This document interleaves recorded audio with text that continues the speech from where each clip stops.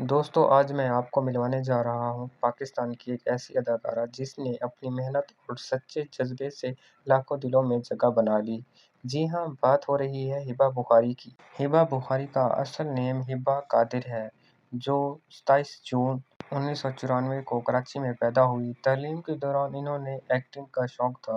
2015 میں انہوں نے ڈرامہ تیری میری جدائی سے کیریئر کا آغاز شروع کیا۔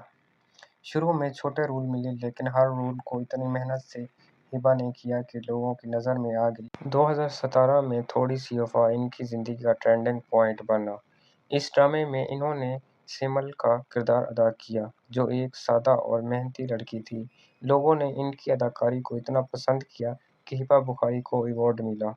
یہاں سے ان کی پہلی پہچان بنی، ہر چینل ان کا کاسٹ کرنا چاہتا تھا۔ اس کے بعد ہبہ نے ایک کے بعد ایک ہٹ ڈرامے کیے۔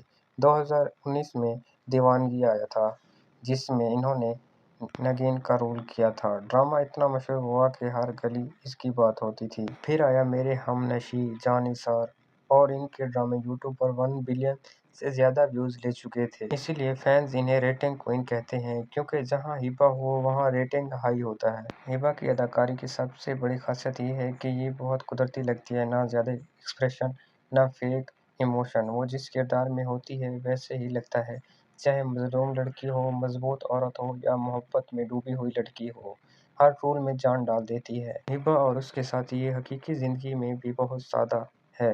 اور ہبہ کی ذاتی زندگی کی بات کریں تو 7 جنوری 2022 کو اداکار ارز احمد سے شادی کی۔ دونوں نے کئی ڈراموں میں ساتھ کام بھی کیا۔ 28 دسمبر 2024 کو ان کی بیٹی نور پیدا ہوئی۔ اب ہبہ اپنی فیملی کے ساتھ خوش زندگی گزار رہی ہے۔ تو دوستو، ہبہ بخاری کی کہانی ہمیں یہی سکھاتی ہے کہ اگر محنت اور سچائی سے کام کیا جائے تو کامیابی ضرور ملتی ہے۔